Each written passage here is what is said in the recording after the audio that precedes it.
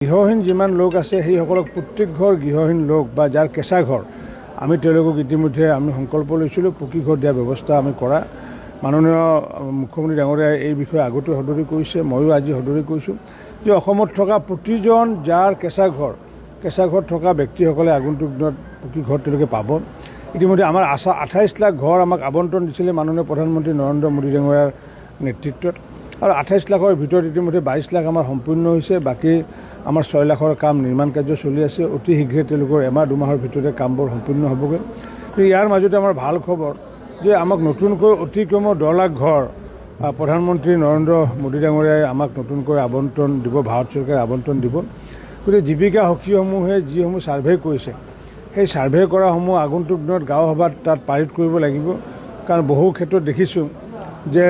যি নাম আহিছে বহুত মানে সংগতি নথকাও নাম আহিছে আৰু সংগতি নথকা নাম এইকাৰণে মই কৈছোঁ যে 43 লাখ মানুহৰ নাম আহিছে 43 লাখ মানুহৰ যদি নাম আহিছে 28 লাখ আগতে দিছোঁগৈ গতিকে তেতিয়াহ'লে 62 লাখ দেখোন ৰেচন কাৰ্ড মানে থকা মানুহ আছে গতিকে তাৰমানে ৰেচন কাৰ্ড থকা মানুহৰ কাৰো ঘৰে নাই নেকি তেনেকুৱাটো কথা হ'ব নোৱাৰে গতিকে সেইবোৰ আমি গাঁও সভাত পাৰিত কৰিব লাগিব আৰু গাঁও সভাত পাৰিত কৰাৰ ক্ষেত্ৰত পঞ্চায়তৰ সভাপতি আৰু পঞ্চায়তৰ সচিবে তাত স্বাক্ষৰ কৰিব লাগিব যাতে ঘৰত থকা মানুহে যাতে পুনৰ যাতে ঘৰ নাপায় তাৰ কাৰণে আমি বিহিত ব্যৱস্থা কৰিছোঁ আৰু পৰ্যায়ক্ৰমে আমি আগন্তুক দিনত এইবাৰ নতুনকৈ 10 লাখ হয়তো ঘৰ আমি পোৱাৰ এটা সম্ভাৱনা এটা আছে মাননীয় প্ৰধানমন্ত্ৰী ডাঙৰীয়াই ঘোষণা কৰিব গতিকে আমি এটাই অংগীকাৰ কৰিছোঁ যে প্ৰতিগৰাকী গৃহহীন নাগৰিকক অসমত আমি আগন্তুক দিনত গৃহ দিয়াৰ কাৰণে ব্যৱস্থা কৰিছোঁ গৃহহীন যিমান লোক আছে সেইসকলক প্ৰত্যেক ঘৰ গৃহহীন লোক বা যাৰ কেঁচা ঘৰ আমি তেওঁলোকক ইতিমধ্যে আমি সংকল্প লৈছিলোঁ পকী ঘৰ দিয়াৰ ব্যৱস্থা আমি কৰা মাননীয় মুখ্যমন্ত্ৰী ডাঙৰীয়াই এই বিষয়ে আগতে সদৰি কৰিছে ময়ো আজি সদৰি কৰিছোঁ যে অসমত থকা প্ৰতিজন যাৰ কেঁচা ঘৰ থকা ব্যক্তিসকলে আগন্তুক দিনত পকী ঘৰ তেওঁলোকে পাব ইতিমধ্যে আমাৰ 28 লাখ ঘৰ আমাক আবণ্টন দিছিলে মাননীয় প্ৰধানমন্ত্ৰী নৰেন্দ্ৰ মোদী ডাঙৰীয়াৰ নেতৃত্বত আৰু 28 লাখৰ ভিতৰত ইতিমধ্যে 22 লাখ আমাৰ সম্পূৰ্ণ হৈছে বাকী আমাৰ 6 লাখৰ কাম নিৰ্মাণ কাৰ্য চলি আছে অতি শীঘ্ৰে তেওঁলোকৰ এমাহ দুমাহৰ ভিতৰতে কামবোৰ সম্পূৰ্ণ হ'বগৈ ইয়াৰ মাজতে আমাৰ ভাল খবৰ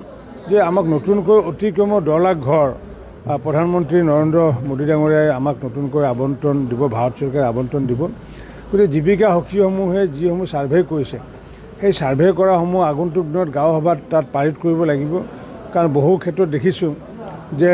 যি নাম আহিছে বহুত মানে সংগতি নথকাও নাম আহিছে আৰু সংগতি নথকা নাম এইকাৰণে মই কৈছোঁ যে 43 লাখ মানুহৰ নাম আহিছে 43 লাখ মানুহৰ যদি নাম আহিছে 28 লাখ আগতে দিছোঁগৈ গতিকে তেতিয়াহ'লে 62 লাখ দেখোন ৰেচন কাৰ্ড মানে থকা মানুহ আছে গতিকে তাৰমানে ৰেচন কাৰ্ড থকা মানুহৰ কাৰো ঘৰে নাই নেকি তেনেকুৱাটো কথা হ'ব নোৱাৰে গতিকে সেইবোৰ আমি গাঁও সভাত পাৰিত কৰিব লাগিব আৰু গাঁও সভাত পাৰিত কৰাৰ ক্ষেত্ৰত পঞ্চায়তৰ সভাপতি আৰু পঞ্চায়তৰ সচিবে তাত স্বাক্ষৰ কৰিব লাগিব যাতে ঘৰত থকা মানুহে যাতে পুনৰ যাতে ঘৰ নাপায় তাৰ কাৰণে আমি বিহিত ব্যৱস্থা কৰিছোঁ আৰু পৰ্যায়ক্ৰমে আমি আগন্তুক দিনত এইবাৰ নতুনকৈ 10 লাখ হয়তো ঘৰ আমি পোৱাৰ এটা সম্ভাৱনা এটা আছে মাননীয় প্ৰধানমন্ত্ৰী ডাঙৰীয়াই ঘোষণা কৰিব গতিকে আমি এটাই